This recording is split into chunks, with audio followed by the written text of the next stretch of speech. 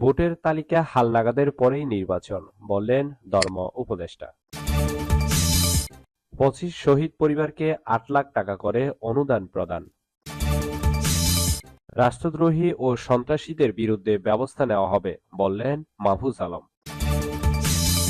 সর্বশেষ জানাবো, ঐক্যবদ্ধ থাকলে ষড়যন্ত্রকারীরা সফল হবে না, বললেন তারেক রহমান। এতক্ষণ শুনছিলেন শিরোনাম, এবার বিস্তারিত।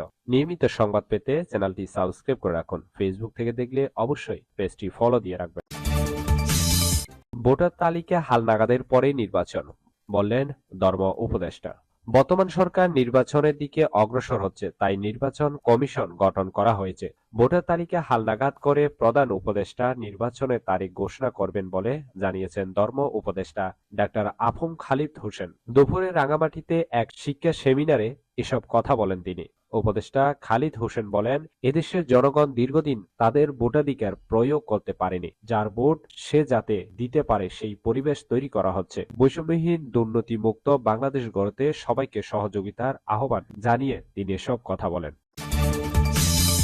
25 শহীদ পরিবারকে 8 লাখ টাকা করে অনুদান প্রদান। জুলাই আগস্ট গণ অভ্যুত্থানে শহীদ জাতীয় বিশ্ববিদ্যালয়ের 25 জন শিক্ষার্থীর পরিবারকে 8 লাখ টাকা করে আর্থিক অনুদান দেওয়া হয়েছে। এর মধ্যে জুলাই স্মৃতি ফাউন্ডেশনের পক্ষ থেকে 5 লাখ ও জাতীয় বিশ্ববিদ্যালয়ের পক্ষ থেকে 3 লাখ টাকা প্রদান করা হয়েছে। রাজধানীর আন্তর্জাতিক মাতৃভাষা ইনস্টিটিউটে আয়োজিত এক অনুষ্ঠানের মাধ্যমিক ও উচ্চশিক্ষা বিভাগের সিনিয়র সচিব সিদ্দিক জোবায়ের প্রত্যেক পরিবারের কাছে এই আর্থিক অনুদানের চেক হস্তান্তর করেন। অনুষ্ঠানে জুলাই স্মৃতি ফাউন্ডেশনের প্রধান নির্বাহী বীর মাহবুর রহমান স্নিগ্ধ, সাধারণ সম্পাদক Sajid Alam, pro vice chancellor professor Mohammad Lutfur Rahman উপস্থিত ছিলেন।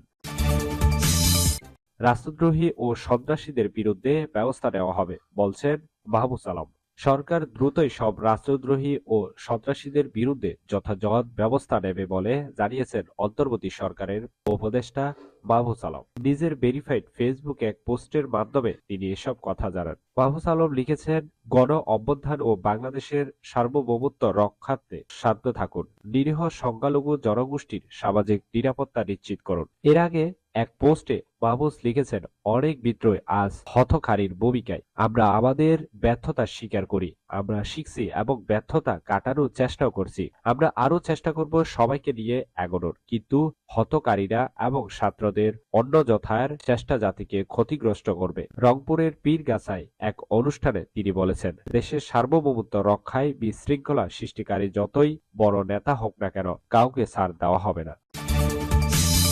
ঐক্যবদ্ধ থাকলে ষড়যন্ত্রকারীরা সফল হবে না, বললেন তারেক রহমান। আমরা ঐক্যবদ্ধ থাকলে ষড়যন্ত্রকারীরা কখনোই সফল হবে না বলে মন্তব্য করেছেন বিএনপির ভারপ্রাপ্ত চেয়ারম্যান তারেক রহমান। 90-এর স্বৈরাচার বিরোধী আন্দোলনের সৈনিক শহীদ ডাক্তার মিলন দিবস উপলক্ষে তার স্মৃতির প্রতি গভীর শ্রদ্ধা জানিয়ে এবং রুহের মাগফিরাত কামনা করে এক বাণীতে তিনি এই মন্তব্য করেন। তারেক রহমান বলেন, পতিত আওয়ামী লীগ সরকারের বিগত 16 বছরের স্বৈরাচার শাসন আমলে মানুষের সকল অধিকার কেড়ে নিয়ে গণতন্ত্রকে সমাধিতা করা হয়েছিল। দেশের মানুষ তাদের সকল অধিকার হারিয়ে ফেলেছেন।